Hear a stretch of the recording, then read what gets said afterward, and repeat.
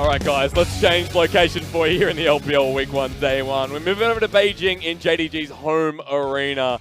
And my name is Xayah. This is Brento Raz Muhammad. Has nothing to do with it, but don't worry. We're about to show you exactly what we mean. FPX and JDG, Raz, welcome. A new series that we're getting a bit of a grudge match, a rematch from playoffs last spring. FPX are the team that's going to be a little bit pissed off. Last time we saw them, the team that went so far, right? Got to that game 5. First seed over IG. Yes. Not only did they have a lead in game 4, got Baron, lost out in the team fight that they ended up choosing. Game 5. All that gold that was on the Cassiopeia. And I'm talking about specifically Doinb, the MVP of the split. All that. And they still lost in these team fights that JD were able to pick out. So I want to see if FPX got their duck in order. Look, at the very least, JDG and FPX are happy because they're two of the Rift rival teams representing alongside IG and other side TOP, almost also, sorry, TES. Call them whatever you want, man. Of course, these are our Rift rival teams, and this is going to be an insane Rift rivals. What I love the most is that we're getting the VCS also in on the action. Fungbu Buffalo, Evos Esports. Anyone that remembers the old roster of Evos, sad face. It's not the same one. It's not Ejin, all that nonsense. But it's still going to be fun to see our LPL teams going up against SKT, Griffin, Kingzone, Damwon, Mad, Flash Wolves, Fungbu, and Evo. So it's going to be a hell of a one when we get to it. The two teams that missed out on the MSI final, IG and SKT, so that'll be a fun match just in its own. So looking forward to that. That's Rift Rivals. That'll be coming up later in the split, of course. But for this matchup now, I said it's a bit of a grudge match. Maybe I'll be a bit more specific with that. With JDG and FPX, both teams had monstrous splits. JDG more monstrous playoffs. And for me, I get excited because there's been some big changes in this JDG roster. It looks like they've cemented who their core carries are. Yeah, for me, the fact that they said that we don't have to bring in Bavoy, that experiment that happened early on in the split, no longer is relevant. Yep. Like, Imp came off. He went off right there in the playoff run. He's had in a while. Remember that the playoff run started with him getting a 1v1 kill over Mystic in the lane phase when they went up against Team WE. Their duo lane got so much better, and that level of improvement gives them that reward that they are now the staple 2v2, or like the dual lane, for the team. And the stability there in the 2v2 lane was something that was lacking, that could have been an issue. With Flawless still in the jungle, the staple jungle. Yes. Now we have Kanavi, who's come go. over from Griffin on loan. Yeah, so that's going to be fun to see how Kanavi ends up panning out, if he ends up finding that play. But you already talked about your jungle tier list on that one, and that you ranked Flawless fairly highly. I do the same. Oh, good. So my thing on this one is that I expect Flawless to play a majority of the games. It's more so just an option to see if we see great play from Flawless, if he's consistent, we don't have to worry about it. But if there's ever a falling out, he ever has a inconsistent point in the split, and he's had those in the past when he was on Rogue Warriors and all that, then you have Kanavi to be there to challenge him. That's what Levi was there initially for, out of the team now. But the problem with Levi was that there was a level of communication that he wasn't able to hit. So while that's unfortunate, welcome to Kanavi, is seeing if you can at least have a challenge on that one. Kind of exciting to see Levi finally go back to Gigabyte Marines as well. Even though it's not the same roster, I mean, that to me is just kind of heartwarming in a way. But I look at this team at JDG and I say, hey, look, there's new, not expectations, the word I use all the time, there's new excitement built for me off the spring because of how far they went as the 8th seed and how they matched IG, not maybe compositionally in the finals, but still matched them in the finals all the same. That was a rough final. That was a rough finals, but they matched them by being there. Low bar to hit. Well, no, but at least for them, to be fair, like that was a pretty high bar because they shouldn't even have been able to hit that point. Like the fact that we said that Team WE would have been them, that didn't happen.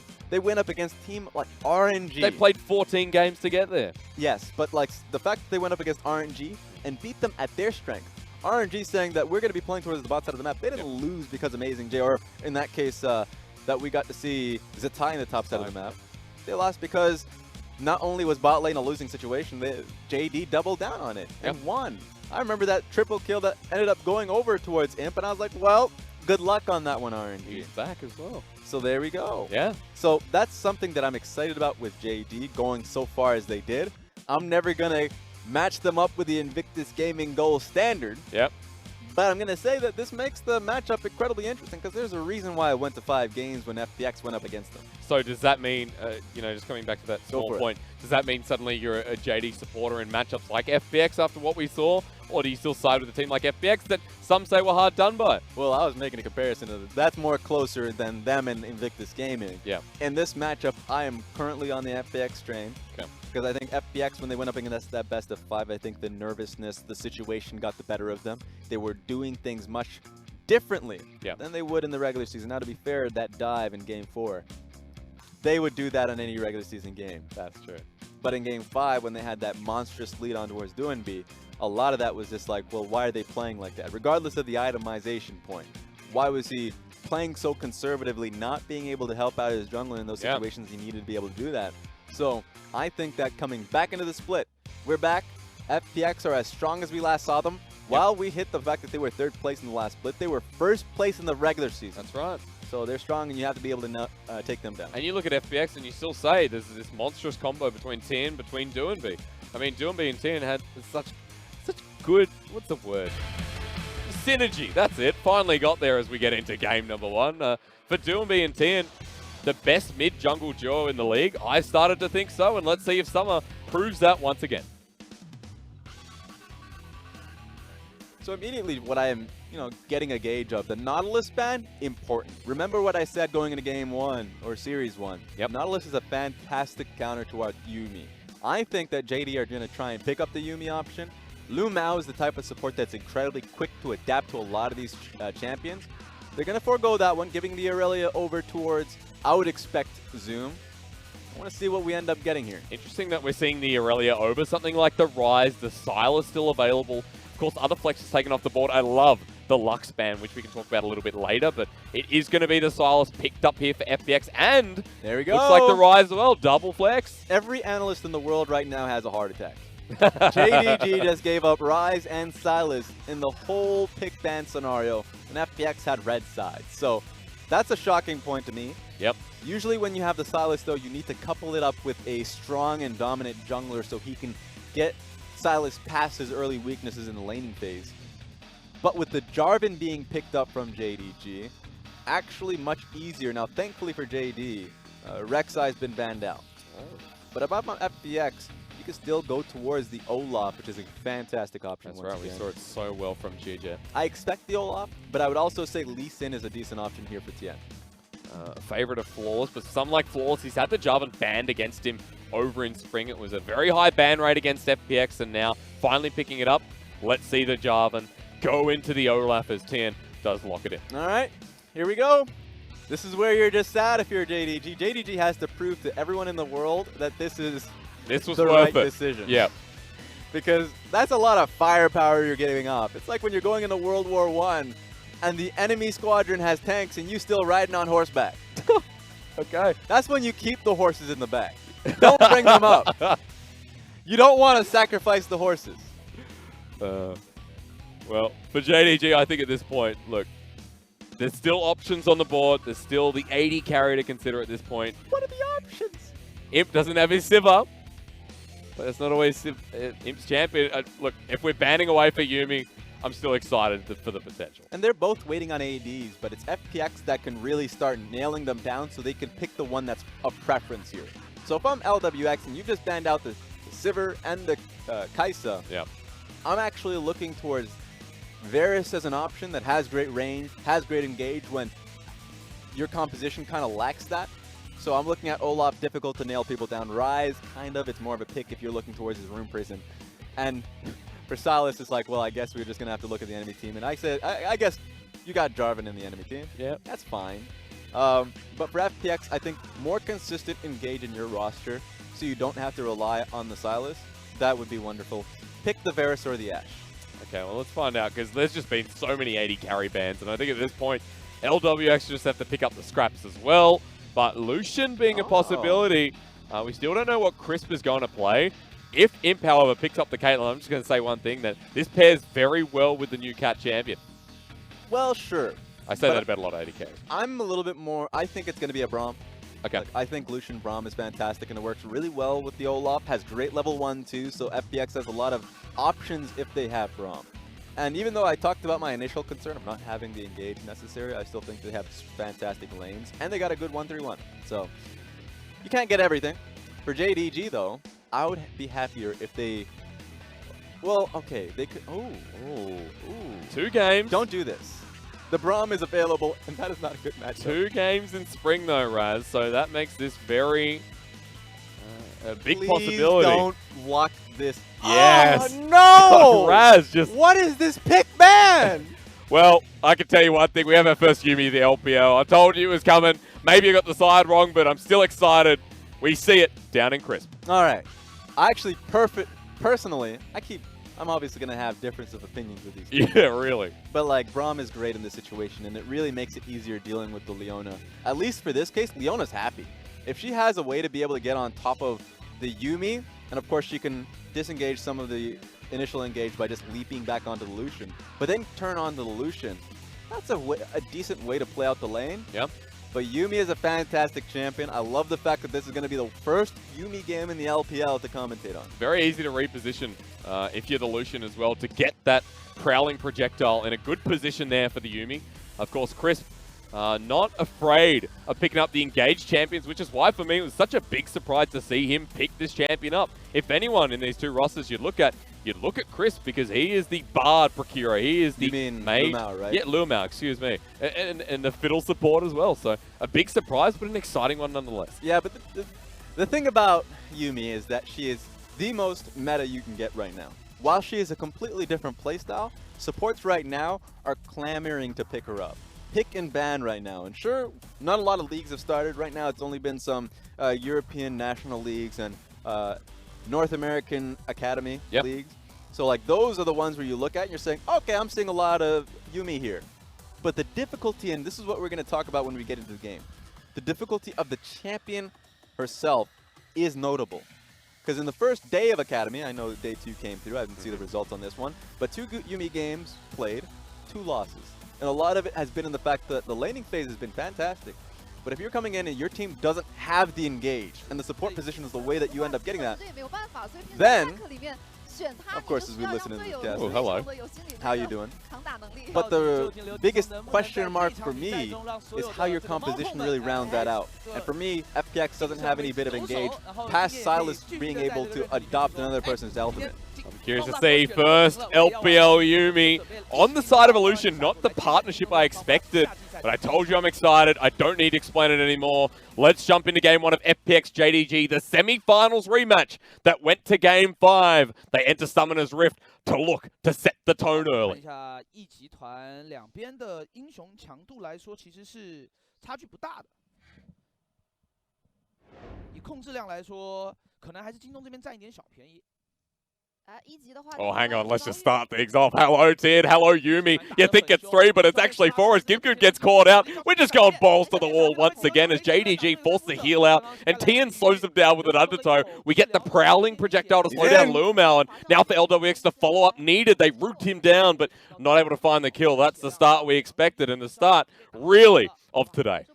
Everyone, I apologize for the audio difficulties. We'll get that resolved soon enough. For now, I ain't too worried about hearing their voices. Gives me that omnipresent feel. I know what they're saying. I think it's Vincent talking as well. Oh my goodness. So But Big the level fan. 1 was fantastic. Like, it was great from the side of FPX, because if you're looking now towards JDG, heal down there for Imp, Ignite down for LvMao. You can play a little bit more aggressively, and while the summoners are down from Crisp doesn't have to worry too much about his own personal positioning within the lane, so he should be fine on this one. We'll have to see how it goes. And they didn't even get time to back. Yeah, LvMao is very low, at least has the Relic Shield. But look, Prowling Projectile already does a bit of damage. You're seeing what the level up is going to be on this Yuumi, but so far you get the auto, you get the shield back with the bop and block passive, and Crisp in a very good position, even though he doesn't have summoners. Yeah, it's going to be rough. Doesn't have any potions to heal himself up there, too. So LvMao is in a really difficult spot in the lane, going to be relying on his Relic Shield procs to get himself back into this one. Or at least any time to back. This is what makes this even harder. It's the fact that Flawless is pathing towards the top side of the map. Going to be there for quite some time. Still needs to get a full clear on his end. And the Scuttle Crab that'll be coming up soon enough. So he's going to be up the top side of the map for quite some time. It's going to be on LvMao to find some time to be able to back himself. It's also going to be matched if we look at junglers just for a second in the top side. Flawless and Tian both up there. Flawless has made the move inside the river while Tian is looking towards the mid lane. Same as usual here in the summer split for FPX. A lot of the time Tian likes to focus around mid lane at Doinb. And so far, Flawless has responded to that, gone to the top side, and is waiting for Tian. Ooh, it's going to be rough. Especially now that he knows bringing over Zoom. That's going to make it obvious, though. So that's the only thing. I would have much preferred Zoom to stay within the lane. Yeah.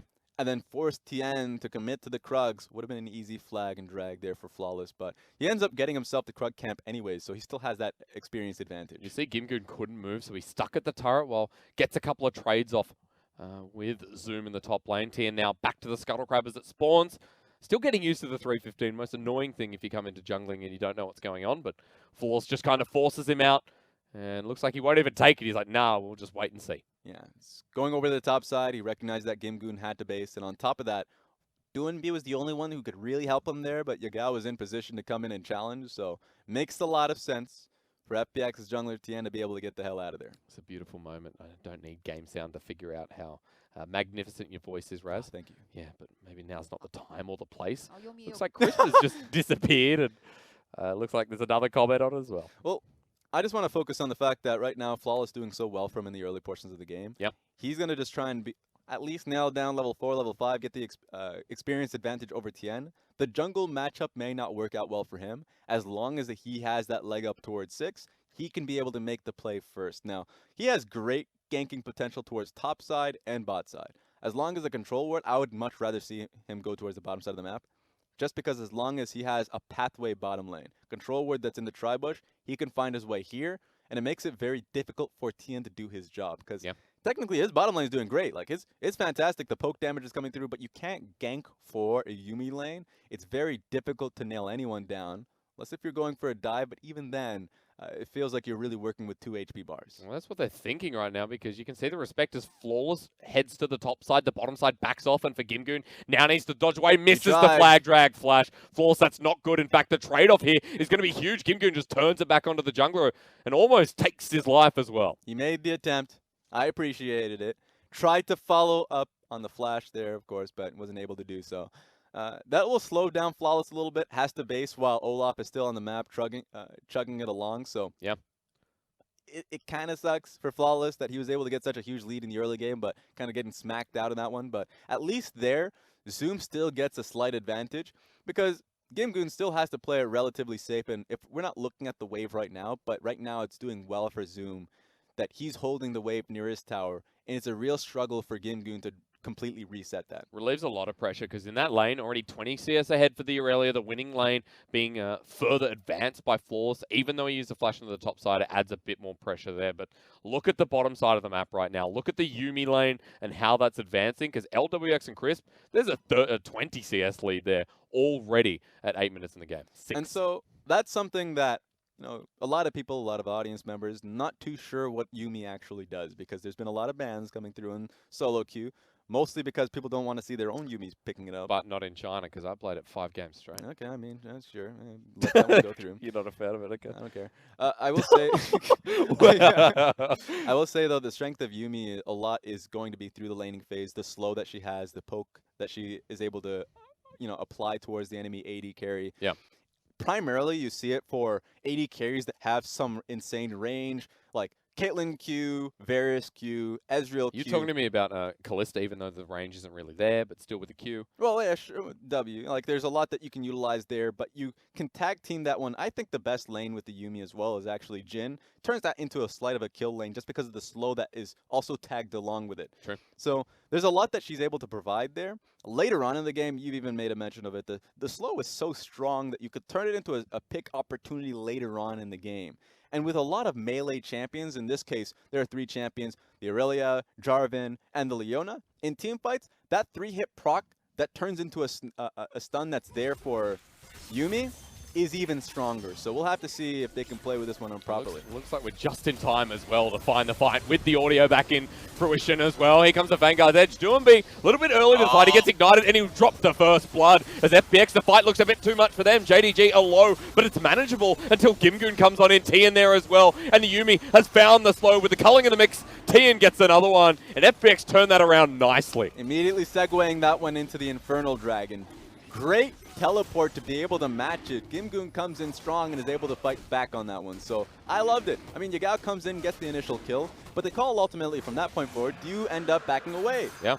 Jarvan makes his call. I know a replay is going to come out at some point, but the fact that he ended up EQing forward instead of away from the enemy team really goes to show that they were confident in the fight, not having a clear view of where FPX were, and they definitely get bit. You can see even after losing Doinb, the confidence of FPX was really shown in that fight. And just take a look at Crisp here in this fight, because I feel like Yuumi was in the midst of it. So taking a second look at this one, Flawless does take a bit of damage, but they're able to find the immediate kill here and on towards Doinb. That's great, right? Even the Ignite and Poison proc. Take a look at him follow through on an EQ, where honestly, just back away. You already got your pick. You have positioning towards mid lane. You can get a push and back away. Yep. They probably didn't have a clear indicator of like where GimGoon was in that situation. And they end up losing a lot for it. And while the top lane kind of stabilizes a bit with GimGoon getting the kill, you look at the bottom lane and giving a kill over to the Lucian, who was already so far ahead, means it's even closer to the Blade of the Ruined King first, means Imp is in a very difficult position in this lane, which was already pushing out, which was already a menace. So a lot of win conditions on the board for FPX with a 1k gold lead and the Infernal off the back of that fight. Going to be a tough one for JD. I mean, already coming into this one, we criticized them heavily towards just their draft. Yeah. Like what they ended up wanting to pick in this game. They did so much of what they wanted stylistically that they just completely threw away what was good in the meta. So, good luck. I mean, you're going up against a Ryze and a Sylas that have themselves considerable gold leads in the matchups that they go into. Presume maybe he needs to get out of this fast as Chilling Smite does come down. That's a Ragnarok. They want to commit for the kill. The Undertow's doing so much damage. You can just see why. 3 is all it takes from Tian. After the first Q, it was just lights out there. Doesn't have flash, used it earlier on. So at that point, easy as to get the burst on top of them. I thought they were just going to try and clear out the wave. They realized that Olaf does a considerable amount of damage in that situation. GimGoon, got to get out of here. Yeah, see if he can make it. It's another 1v2 as the final chapter comes out. LvMao is going to get locked on down. They switch to Imp, but he finds the Blade Caller onto 2. Well, it's just Crisp who goes back on him with you and me. Petrifying gaze in the top lane. Yagao, he's had his ult stolen as well, so he can't find anything else. All right, I'm a bit disgusted, even though we didn't get the full context of what that Cassiopeia ultimate was trying to do. Like very far away GimGoon was. So, interesting move. I think right now, JDG, and a big deficit here. FPX continuing to push down, get turret plating in the bottom side. And the fact that GimGoon gets out, it's even worse. And now, when we talk about Yuumi, kind of talk about her being essentially what feels like a win more champion. But she is such a good champion at being able to just continue to push leads. Zoom. Oh no, Zoom is going to get a flashback here. Tian's Chug, back. chug. Let's just go again. Chug, Doinb will get it this time. Yeah, thumbs up from Tian because that just happened again. All right, where are we doing this? Are we doing this bottom lane next? Zoom's running out of lanes. He definitely is running out of lanes to work with. Next time he's going to find himself in the river. This is tragic for Zoom. Picking up mid lane wave until Cassiopeia ends up coming so he can go top lane, picks up 2 waves at once, covers for his mid laner, but you have to be able to respect essentially Olaf's pressure, and he's been getting nailed down. We've had some pretty good Olafs here today, and Tian just showcasing yet another. We see the teleport come in, but have JDG gone too far? It looks like it is. Yagao is now going to get the same taste of the Ragnarok Olaf. Tian picks up not 1, but 2 as FPX realm warp in just to be safe. This is not a pretty game. It is not. There's not much else you can say about it. They're trying to at least combat with the vision that they've been able to place down. But not only do they lose out, because every single time they're not trading sides, Olaf is there. They're just losing the fights. And the division they were fighting for to begin with gets cleared out. Yep. We're back at step 1. And Tian just goes back to the Rift Herald because why not? Look, this is not even step 1 anymore. We're way back in step -3. You have to find some level of creativity to get yourself out of this ditch. I mean, how do you? It's 4k gold lead, of course, not impossible, but at this point, all lanes going in the gutter. Final chapter again. Yagao teleports down to die. Thank you very much. Spellbook or no, it doesn't matter anymore because FPX, they're just going to take this turret with it. All right, we're going to make this lesson time just for anyone else. So you can actually learn something from what happened just there. Yep. If Yuumi is tagging along on top of a champion, if she Qs you under tower, she still tanks the tower aggro. Of course. So I'm just putting that out there for anyone that actually is wondering about Yuumi. I figured that out the hard way this morning. Oh yeah, you played Yuumi. Okay. I played a lot last night, and then I played a little bit this morning, and I don't know why it took so long to learn it, but it doesn't matter. You still have to use some bit of that IQ when you're going for dives. I'm not. I'm no slamming. I didn't see your games. Don't worry about it. Okay, all right. I ain't talking about you. That's too close for context, but yeah. It's the bottom lane dive that we ended up seeing. They ended up playing it perfectly there. LWX is monstrously ahead right now of Imp. That's a 20 CS lead. That was pretty much the same as the start of the game, but has that bounty. Blade of the Ruined King. Mid lane is ahead as well, and GimGoon now has the cheeky little Yuumi who's been attached to him as he steals the ult away and is getting ready for this Infernal Drake. Ooh, well, I don't know about this one. Let's see if they can get it. Spots out LvMao. Dragon taken, but the Solar Flare onto one. That's all they need. Stolen away, used perfectly by GimGoon. They flash on in. Tian just wants to take the fight himself. Solar Flare in return as Doinb has a Yuumi cheekily on him, but the final chapter comes on in. First one, second one. Give the kills over to the Magical Cat. And I'll take that trade. 3 for 1. They couldn't steal the Dragon. I thought they had the ability to. I mean, the burst from Olaf alongside Smite would have been able to nail it. But at the end of the day, they pick up a lot. They still were able to take one turret plating before turret platings are out of order. Yep. And LWX just snuck bottom lane underneath their nose, so much gold continuously going towards FPX. I mean, mid lane has a 60 CS lead just about. Top lane doesn't matter anymore because Zoom has become irrelevant in this game. While GimGoon roams around, helps clear out the rest of the turrets. Suddenly, FPX are about 7k gold ahead. All right, let's talk more cat facts. Okay, go. So, for Yuumi, a lot of times you're talking about, maxing Q, maxing E. A lot of Yuumi players have, every Yuumi player at this point have been alternating between Q and E. Yep. They both have great values, and a lot of them are just very beneficial during the laning phase, and you already start with a W rank in level 1, so you don't see that until later on. Ooh. But yeah, Yuumi doing a lot of work here. Double kill, how'd that happen? Ultimate it does no damage. That's because you have an Athenes this early on. It even does less damage past the first pick up, like first wave, essentially. If you get hit by the first wave, it does less damage, but still was able to last hit those 2 kills. It's great in team fights for someone like Crisp. Haven't been able to see what he's been maxing this game, but what we do know is the Athenes, the standard first picked up. We see another Fairy Charm, expecting to see the Ardent coming through for someone like the Lucian. Yep. Redemption's been an option as well. I think we're talking a lot about the options before we're going on broadcast, Raz, but seems to be going pretty standard. Exactly as planned, and the concerns that I had about FPX not having the level of engage. Now, remember earlier on in the draft when the Jarvan was nailed down, I was like, nice. All right, maybe you can just rely on that. LvMao saw the Sylas. Yeah. It's not like he's blind. He's like, Leona. I'm understanding the Leona more and more. I see it, Raz. I in a good way. Was still a proponent of the Braum. Yep. It's only getting stronger by the minute. Well, you can see at this point, the Solar Flare's been used offensively by GimGoon, and feels like it's done a lot more so far than LvMao. But having said that, still ability to find those picks with the Leona. And at 16 minutes in the game, the Infernal was taken by JDG, so although they lost the fight, at least they picked up an objective.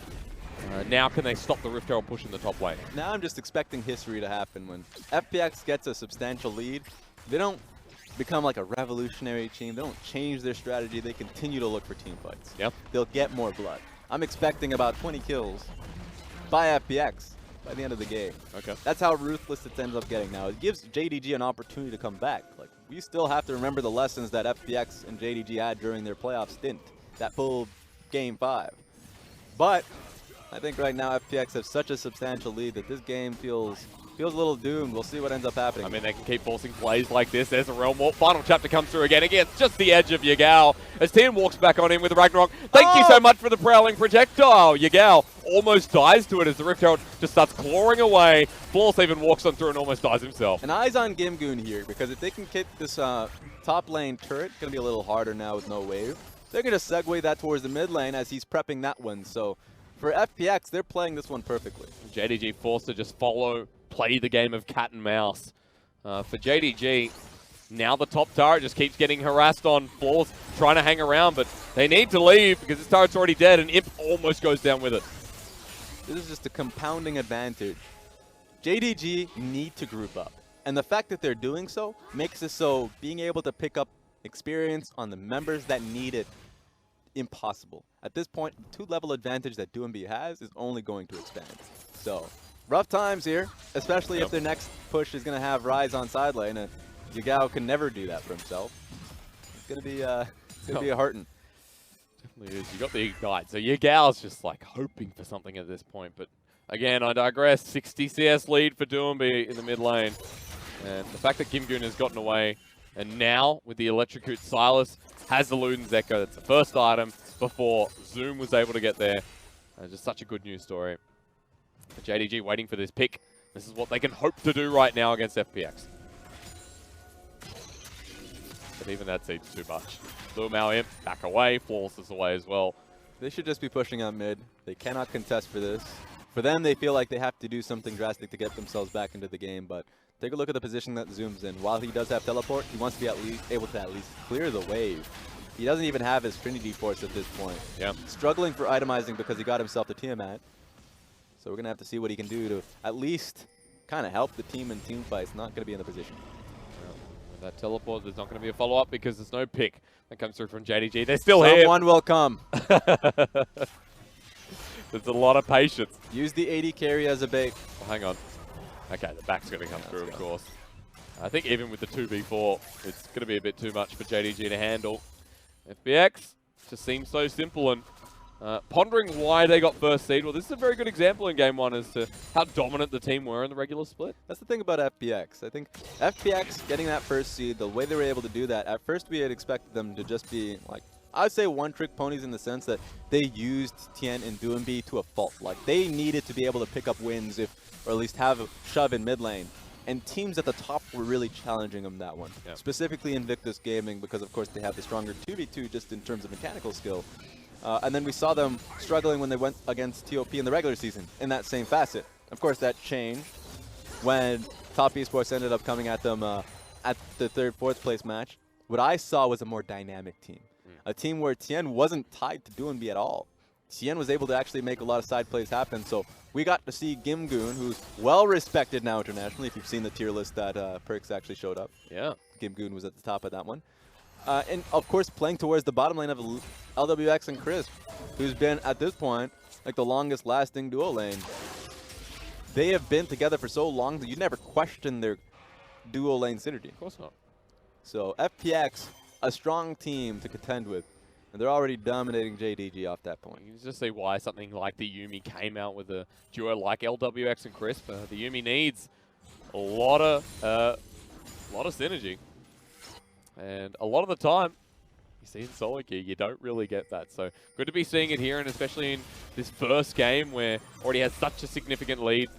FPX are pushing that to the limit as Force is just fighting tooth and nail to pick up the blue buff. Working as a team. Not going to be stolen. Holding hands. Prowling projectile. Together at all times. I mean, this is what JDG was known for as a roaming squad. They're doing this for necessity at this point to be able to challenge for anything. But remember how much experience they're just raw losing from this. Yep. Okay. Or if you get caught out, as that was the final chapter used once again. Onto Yagao, doesn't find the final room, but LWX already gets the kill. He dashes forward with a relentless pursuit. Prowling projectile lands. Yagao has to use the ultimate just to stay alive, and Doinb was ready to hit on forward, but FPX got the pick. Now they can go to the Baron and threaten even more. Yep, JDG do not have any wards around that side. I want to see how many blue trinkets they have. They shouldn't have too many. Just makes it so FPX can go straight for it. I mean, Tian will never die, nor will LWX. Force needs a miracle here, but already the lead is so much that if Flawless dies... Oh, it's already taken. It's already gone. GimGoon just jumps on him as well. Let's go, cameraman. Where's Flawless? Looks like he might die. Prowling projectile's more interesting, but GimGoon doesn't get the kill. Just forces him away. Baron is secured by FPX. It's observer to you, by the way. Thank you. Oh, what did I call? Cameraman. Oh, they're different. Living in the 70s, 90s. I know when television's obviously. Not at this day. Not my house. That's I'm assuming a lead that's already started with the Baron buff. At this point, if I'm JDG, look, they've been doing the right things to find themselves a cheap way back in the game. Yeah. Right? They were grouping up as a squad. A lot of the times you would say, hey, at least have one member on side lane picking up some gold. They've been doing that with Zoom. So Zoom has been able to pick up and accrue side lane waves. And you're already seeing that right now in being bot side. Oh, speed up in time. We'll have to see what we can get out of this one, but it's been FPX forcing them off of these turrets. Constantly forced to go back. LvMao is going to be the culprit this time. And Zoom, as you said, sitting in this side lane. Well, GimGoon's just sitting here by himself. Forces the attention of Yagao as Zoom might want to go in, but Tian is shadowing GimGoon right now. And for JDG, windows keep on closing. Baron Bus can take down the mid lane turret, and they're going for the inhibitor. Ryze picking up solo wave on his own, but Yagao playing protective duty, always by Zoom's side, so it's going to be tough. Ryze is already hitting at that turret free flow. Let's see what we can do here. We get to see Yuumi in a 1-3-1, and so far the poke is huge, hard to catch up, and looks very annoying to deal with. There's another turret, and Tian just walks to the bottom lane, so never mind that. All right. It's going to be tough for Yagao picking up this one alone. He could be dived here. I mean, look, it's the miasma that we're working with. It's great that, like, whenever you're dealing with certain compositions, you need to at least look for a dive. Well, that's a final chapter to the left, to the right. Won't find the lockdown onto him. That's what I'm looking for. Whenever you go up against comps that have either, you know, Xayah, Sivir, Cassiopeia, you need to be a little bit more aware of their cooldown so you can play around it. So the wave clear impasse, he's mid-range. So you're going to, oh wait, they're using that cannon minion. Oh, hello. Oh, you can't use it though. Yeah, Baron. Joke's on you. It's stopped just in range. Yagao, petrifying gaze again. Doesn't find absolutely anything. And FPX find the inhibitor turret. Let's just keep on going. The prowling projectile slows down Flawless. In comes Doinb with the Ryze, and Righteous Glory, of course, in his build. That's going to be an inhibitor free. And JDG, no say once again. How much damage? Oh, that's a lot of damage. Might even look for the final team fight here. It's a good Flawless duet to slow him down. LWX just going to move down to the next inhibitor turret and the next inhibitor. All right. I don't know what JDG can do to stop this, but they need to do something. This is like a great investigative work at this point to see what JDG did. Oh, wait a minute. Maybe track him down. Nope. I just realized that's a Yuumi. Anything necessary. You got to kill GimGoon. You got to kill Tian to get that done. Not going to be the case. Very shut and dry. FPX setting themselves up for what is, I think, one of the most dominant games we've seen in a while. Probably because we've been on break. You know what JDG needs to do? What? More bush camps, more Fnatic fishes. You know? But you didn't like the last one. We need more of them. Okay. Look, yeah. At this point, yeah. Because you're going up against Double Infernal, which second one was just picked up, by the way. You didn't see. And they do need to do this very quickly. 2 inhibitors down on the bottom side of the map. FPX are just going to go straight top lane. That's the only wave they really need to focus on. Have Ryze play around the mid lane, I'd say. Don't put him bot lane, put him mid lane. Yep. And then all you need to do is just kind of converge around top lane, tower, inhibitor, and try and force them off. JDG will let them have it. That's why JDG needs to stop them before the waves even get to that kind of a position. But getting out is so difficult. Limited vision that is now just going to be cleared, and getting out of the base, so dangerous with this composition. Oh no. Look at what Yuumi got. Mikhail's Crucible. Oh, here we go. So she is a little bit worried. Cleanse on the Lucian. You need a little bit more safety, buddy. Yeah. Anybody can get it. The Leona is just the saddest panda out there. Yeah, LvMao is going to be thinking about this one a little bit more as Chris heading forward. That's a level 14 Yuumi, if I'm not mistaken, or 11. It's close enough anyway. Let's go for the Solar Flare. That's right, Ryze into the Vanguard's edge, into the final chapter, it seems, here for FPX, and it looks like the final chapter of the game for JDG. Everyone heads forward. There is no stopping FPX at this point. What a slammer of a game. Zoom, you're the final remnant. Die in peace as FPX just clean up JDG and make short work of them here in Game 1. Clean finish. I mean, this is when you take that deep step back, you know, the longest step back you've ever had in your life. And you just talk about the fact that that draft came through. Yeah. What was that? Not only the draft, obviously a lot of the play came through, and a lot of the times the 2v2 is a major point of concern for me around mid lane. But, I mean, they got exactly what they wanted. Yeah. So, go back to the next game. I would say the Yuumi, I thought that was going to be a priority, by the way. I thought that was JDG banning the Nautilus so they had an option towards the top side of the map. Yeah. I still think that's something that if they don't want to go towards the Yuumi on first phase, allow the Nautilus open, pick it up yourself so you have some options bot side. Leona is very linear in how she ends up doing that. Well, Nautilus has a lot of ways to be able to, like, double up the stun. If she ends up queuing, I'm just going to, like, give it an example, by the way. go for a Q on Yuumi. If she phases back in towards the AD carry, you still have your auto attack. Yep. That stuns, you still have your ultimate to follow up. That's 2 more stuns. Past that point for snares to be able to follow up and get the AD carry and force a fight. And they were always on the back foot because they didn't get the jungle attention. There were always fights happening around mid and top lane. So it was just a 2v2 galore in favor of Lucian and the Yuumi.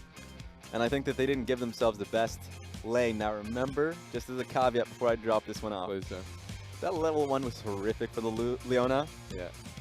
And so it's tough spots where she has to start the lane off with half HP. I just love the fact that in that pick and ban, quickly before we go to a break, that FPX were forcing JDG into a position that they had to make the moves. Like, you see the Lux ban and you go, well, that's also a pain to deal with if you're an AD carry. Anyone who can lock down the AD carry as a Yuumi support, you go, well, that's crap.